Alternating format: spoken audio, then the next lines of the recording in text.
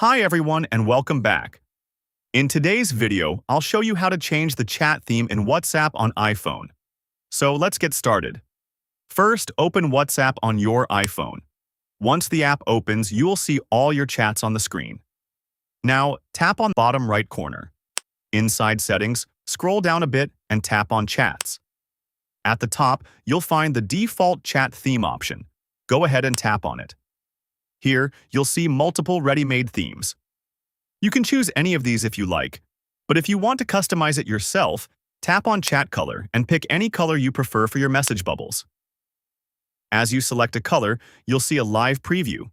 Once you're happy with it, tap Set in the top right corner. Next, tap on Wallpaper. You'll see a variety of wallpaper options. Browse through them and select the one you like the most. You can also adjust the brightness of the wallpaper to match your style. After finalizing everything, tap Set again in the top right corner. Now go back and open any chat, and you'll see your new theme applied. And that's it. If this video helped you, don't forget to like, share, and subscribe for more quick and helpful tutorials. Thanks for watching.